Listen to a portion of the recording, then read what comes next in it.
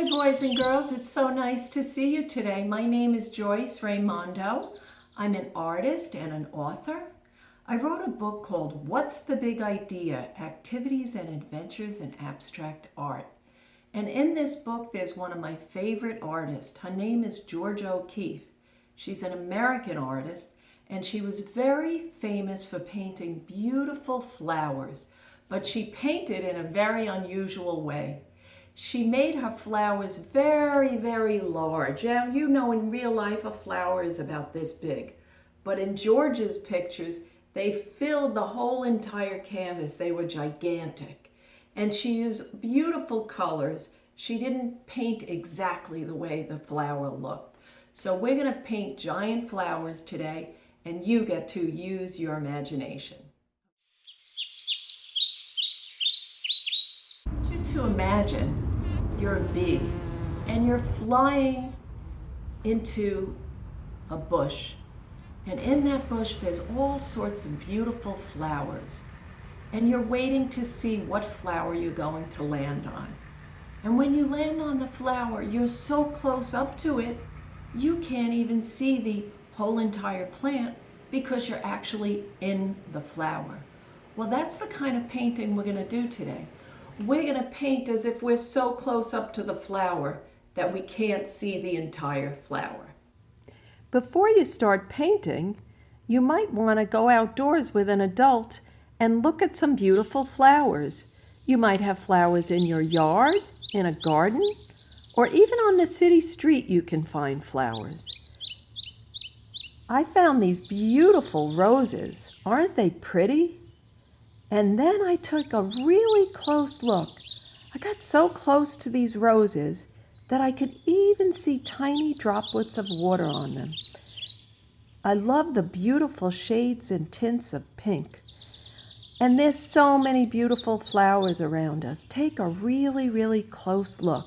You might even want to take some pictures. Zoom in with your camera and crop the photo so you get a very, very close-up look at the flower. And now we're ready to start painting. You're going to choose what flower you want to paint.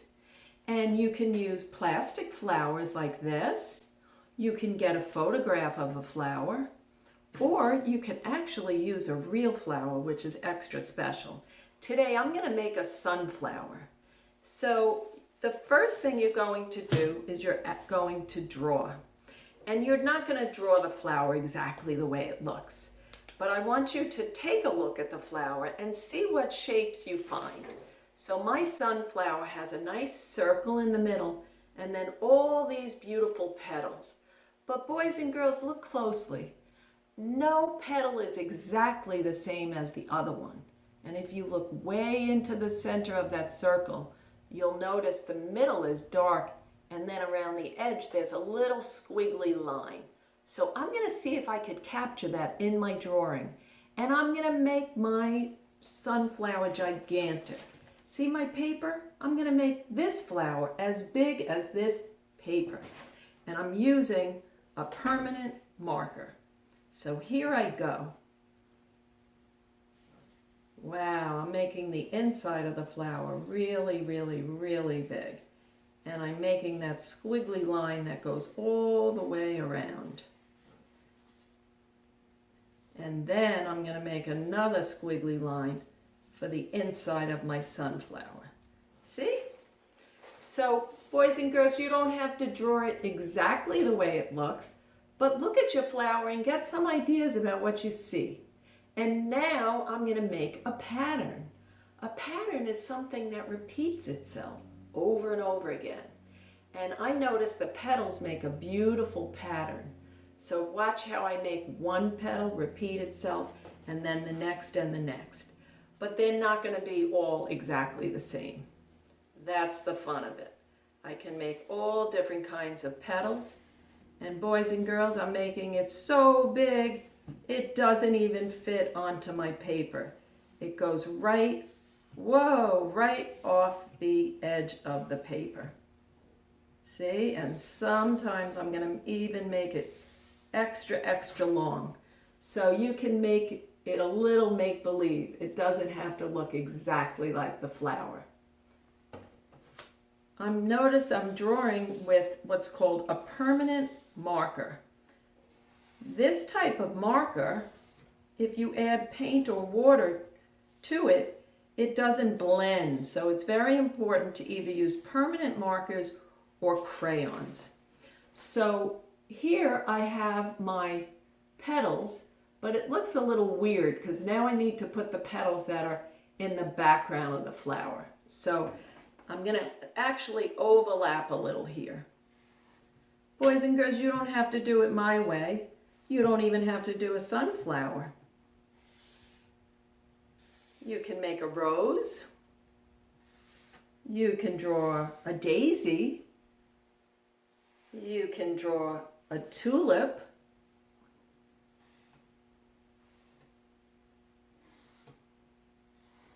Or a lilac. There's so many beautiful flowers. Wow, look at all those petals, boys and girls. Should I add a few more? Yeah, I think so. This is fun.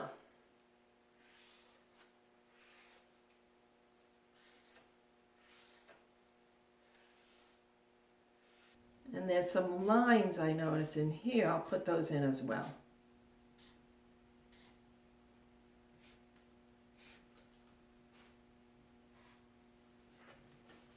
So there's my sunflower. Do you see how the sunflower is gigantic? It doesn't even fit on the painting. Now I'm going to start to paint it in. Here's what you'll need to get started painting. Of course, you're going to need brushes, and I like to have different sizes, small, medium, and large, and a fresh cup of water. And I'm using tempera paints, and I put them in cups. They're water-based paint. And a rag to wipe off your brushes. And this is called a palette. This is where I'm going to mix my colors. I'm using a disposable palette that I bought in an art supply store. You could also use wax paper or even a paper plate. Okay? I want to show you some basic painting tips. When you paint, you can scoop some of the paint from the cup onto the palette, and this way you can mix some of your colors. Now before I put this red brush into the blue, I'm going to wash it. So stir it around in your water and then wipe it off. I'm using primary colors. I have red, blue, and next I'm going to use yellow. And from these three colors, believe it or not, did you know you can mix all the colors in the world? Pretty amazing, huh? You know, boys and girls, what color do I need? Orange. I'm going to scoop up a little red and a tiny bit of yellow. And look at the beautiful orange that I get. Oh, I need a little more yellow, huh? Do you know how to mix purple? Did you say red and blue? That's right. Let's see what happens when I mix blue with red. Ooh, I get a pretty purple, huh? Nice. And what if I want green? Do you know what colors do I mix to get green? Let's try a little touch of blue with some yellow. Whoa, now I have all my colors. Yellow, blue, red, and secondary colors, green, orange, and purple. And I can also make lots of tints by adding some white. So let's see what happens. Scoop that out.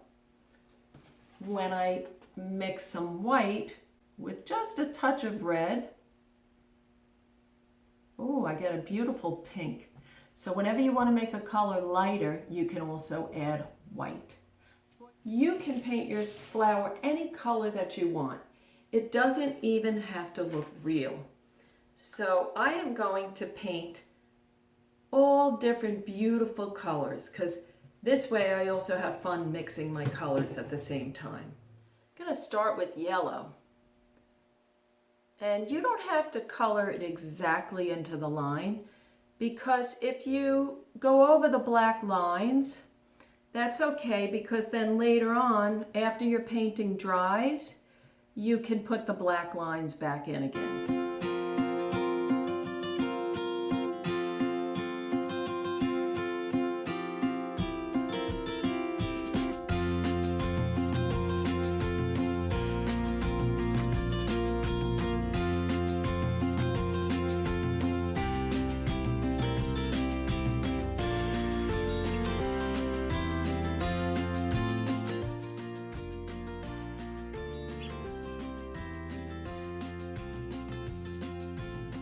My yellow petals, they sure are pretty.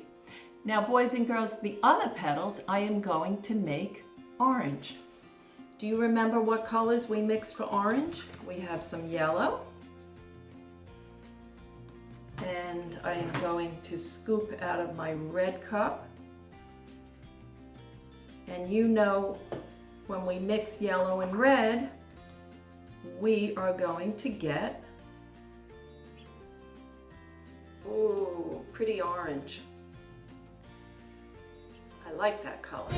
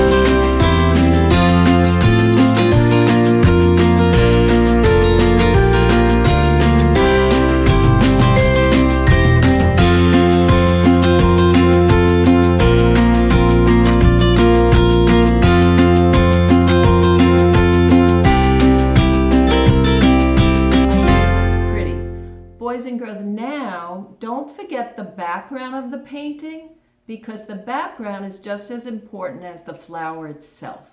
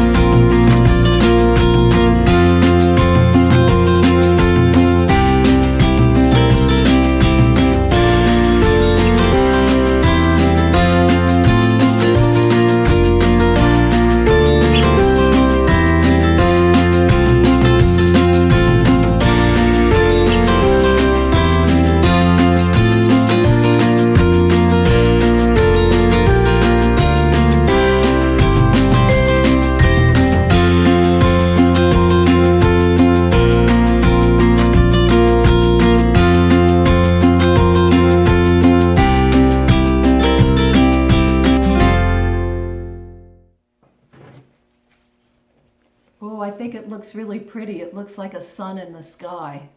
Now for the inside of the flower, in real life, my sunflower is brown and sort of almost like a dark, dark black. But I'm not going to make brown because I like bright colors. So what I'm going to do is I am going to make a purple now. So I'm going to take my palette, and do you remember what two colors I mixed to get purple? That's right, I'm going to use blue, and I'm going to scoop some red, and then I am going to gently mix it together. Whoa, that's a pretty dark, dark purple. Isn't it pretty? Now, if you want it to be a little lighter, then you can add a little more red to it. Oh, I kind of like it. I think it's really pretty. I am going to paint this shape right in the middle, a nice dark purple. Isn't that pretty? And you know I need my small brush. I'm going to use a really tiny brush this time.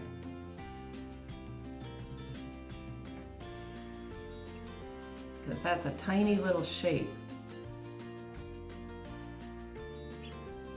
And this part I want to be a little lighter. And boys and girls, this is where it's fun. You can mix all sorts of tints. A tint is what you get when you mix white with a color.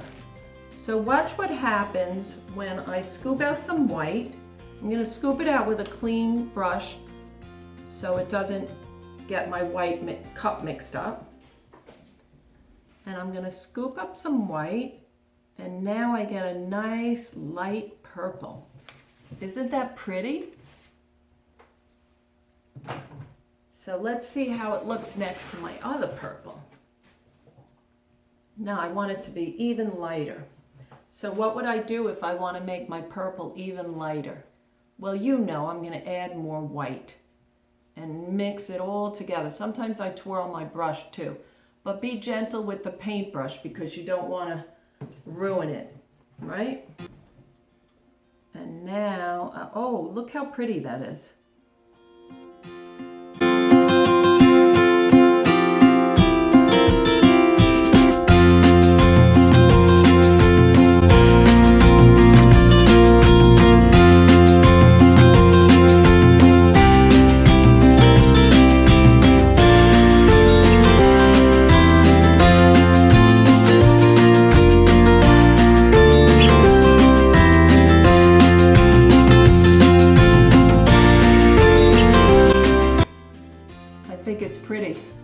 I call this one Burst of Sunshine. And I think it's super happy. It looks like the yellows and the reds and the oranges are popping right off the page. What feeling does your picture have? What will you call it?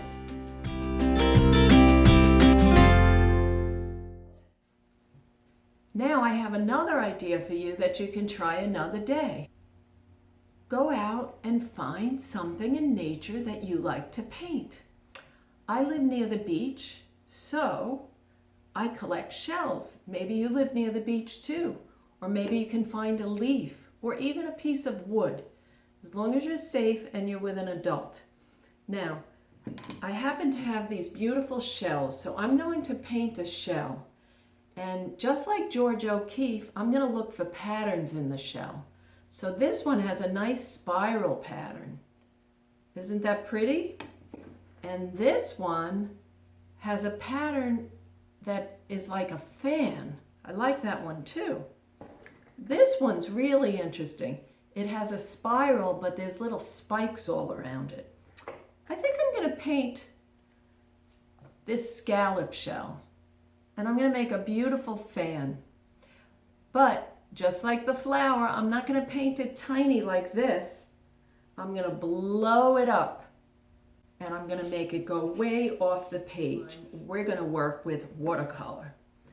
And we're going to do a really fun technique called watercolor resist. So you're going to need oil pastels or crayons. Oil pastels work better for this project.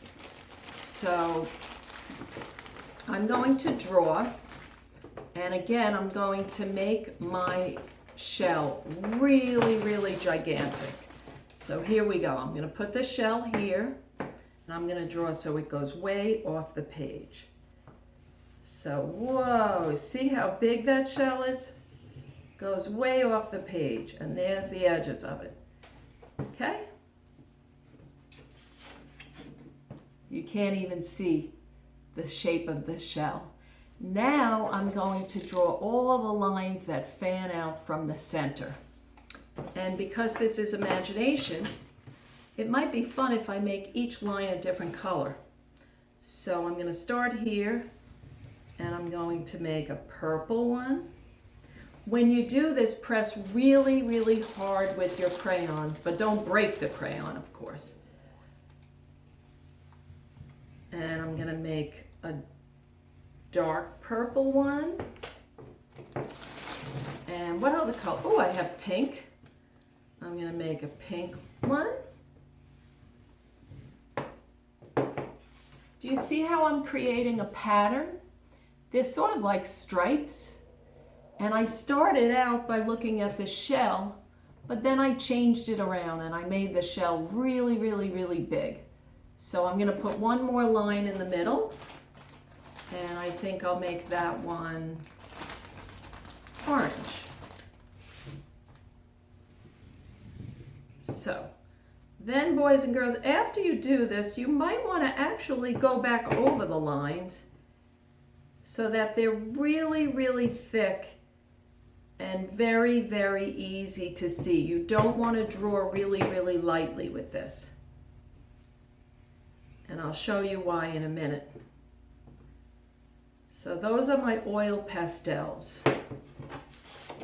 And that's the beginning of my artwork. Now I'm going to actually paint right over the lines. And I'm going to use watercolor. So with watercolor, you can make a color lighter. You don't even have to add white. You can make a color lighter by actually adding more water. So I am going to start with some orange. And here's my watercolor set. Do you see how I'm going right over the lines? Okay? And the lines show up because it's called resist. They resist the water. So add a lot of water, okay? And then you can drop the color in. Do you see? And my lines still show up. And then I can mix in other colors as well. So wash off your brush, wipe it off. Let me try purple. Let's see how that works. Boys and girls, don't forget you need to put you see how the line shows up there? And you need to put a lot of water with this, but not too much. If you put too much, it's just going to be a mess. Oh, that looks so pretty. This is going to be my rainbow shell. See? And what other color should I use? Wash off my brush. Let me try this pretty turquoise. This looks really pretty. Wow, and I can even blend it with my purple. That looks so pretty.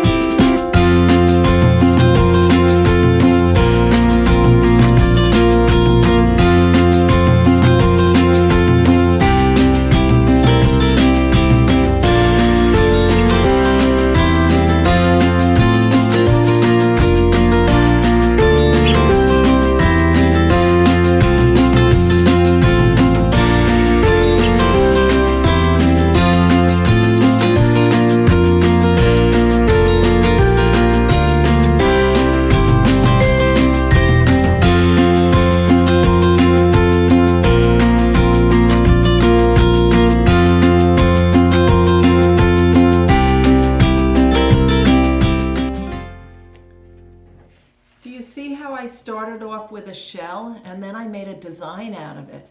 This is called abstract art because the shell actually became shapes, lines, and colors. Boys and girls, have fun with your shell painting or whatever you decide to paint from nature. And enjoy all the beauty around you every day.